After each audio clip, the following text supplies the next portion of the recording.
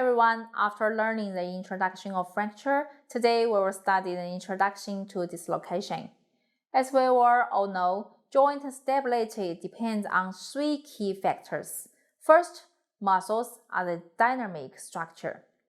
Second, ligaments and bones are the static structure of joints to complete the flexation, extension, rotating, and abduction of the entire joint. Dislocation refers to articular surfaces constituting the joint losing their normal correspondence and failing their normal function. Dislocation in general occurs in joints with a wide range of motion and is commonly manifested as dislocation of the shoulder, elbow, hip, and subluxation of radial head in children. The etiology and physiogenesis of dislocation are mainly divided into internal and external facts. External facts are caused by direct or indirect violence, among which indirect violence such as falling, bumping, and tossing is common. Internal facts include age, sex, occupation, and physical. Especially, we emphasize the anatomical characteristics of joints. For example, the elder and weak are easy to dislocation of mandibular joints, while young children is easy to subluxation of capitulum radius. Then we will learn the classification of dislocation. First, it is divided into traumatic, physiologic, congenital, and habitual dislocation by cause of injury. Traumatic dislocation is mostly caused by external violence. Physiological dislocation is caused by physiological factors such as TB and tumor. Congenital dislocation usually occurs in young children, such as birth injuries. Habitual dislocation is caused by age, muscle relaxation, or destruction of the joint structure after dislocation. Second, it can be divided into fresh dislocation and old dislocation by dislocation time. The identification criterion of the two is the time point, 2 to 3 weeks after dislocation. Dislocation within 2 to 3 weeks is fresh dislocation, otherwise it is old. Third, it is divided into anterior, posterior, upper, lower, and central dislocation by the direction of dislocation. The displacement direction of the distal bone and is taken as a criterion for the limbs and the temporomandibular joint, while the displaced direct of the upper vertebral body is the criterion for spinal dislocation. Fourth, it is divided into complete dislocation, incomplete dislocation, simple and complex dislocation by the extent of dislocation. Complete dislocation refers to the complete prolapse of the articular surface constituting the joint at the end of the bone.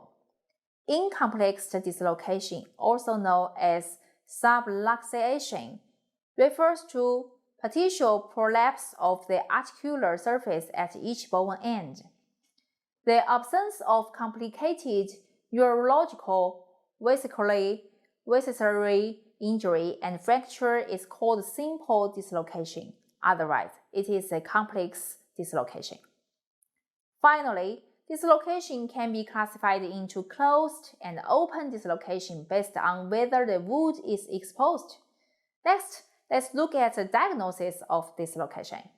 Similar to fracture, the common symptoms of dislocation are pain, swelling, and impaired mobility. However, how do we distinguish dislocation from fracture? Dislocation can be identified from the following specific signs. We have already studied it at the previous sensation on injury, and now we are going to repeat it for emphasis. The first sign is joint deformity, such as anterior shoulder dislocation, manifested as square shoulder deformity, and posterior elbow dislocation manifested as boot-like deformity. The second is glenoid emptynesis. The bone end constituting the joint on one side completely disengage from the glenoid, resulting in glenoid emptynesis. For example, after dislocation of the shoulder joint, the humeral head completely disengages from the glenoid, and emptynesis can be perceived when touching. The third is elastic fixation. It is a unique and the most obvious sign of dislocation, and the most evident feature to distinguish from fracture. It is mainly because the sundering muscles and ligaments after joint dislocation are in a tense, spasmodic state, fixing the dislocated bone end in a special position and producing elastic resistance during passive movement.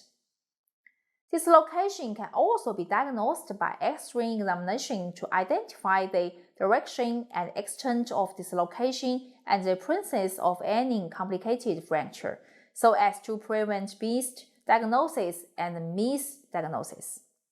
In addition to dislocation, the body after suffering from violence may have complications, including early and late complications. Early complications occur at the time of dislocation, while late complications only occur after dislocation reduction. The first early complication is fracture.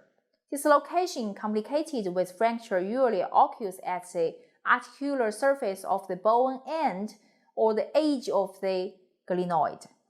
During treatment, reduce dislocation first and then the fracture. The second is nerve injury. During joint dislocation, the nerve is injured and pulled, causing contusion or even rupture. For example, anterior shoulder dislocation can easily damage the axillary nerve and even the bronchial plexus. General nerve injury usually recovers after about 3 months of observation, and nerve exploration should be performed if not healed. The third is vascular injury. The blood vessel is pulled, causing vascular injury. It is mostly vascular contusion and occasional vascular laceration when the injury is severe. The fourth is infection. It is mostly caused by open dislocation not being debrided in time or thoroughly. Late complications of joint dislocation include the following segments. The first is ankylosis. Joint fixation is required after dislocation reduction and may cause adhesion of tissues around the joint, or cicatricial contracture lead to severe limitation of joint movement and ankylosis in case of long-time fixation. The second is myositis ossificans. The peristernum near the joint is tall and connected to the surrounding hematoma, which causes the myositis ossificans with the organization and osteogenesis of the hematoma. It often occurs at the shoulder, elbow, and knee joint. The next is ischemical necrosis of the bone, such as the femoral head, scaphoid bone, etc. The last is traumatic arthritis, such as knee joint. The treatment for dislocation is the same as that for fracture, as they abide by the same treatment principle. What is? That is the combination of movement and stimulus, emphasizing both soft tissues and bones, treating both internal and external, and cooperation between doctors and patients. Fixation for reduction usually lasts about 3 weeks, a duration that facilitates the repair of soft tissue and can prevent re-dislocation and habitual dislocation. Be sure to perform protective exercises after fixation remove to facilitate the recovery of joint function. Let's take a look at the treatment. Anesthesia is generally not required for the treatment of wrist dislocation, and local anesthesia or acupuncture anesthesia may be used if the patient is nervous and have muscle spasms.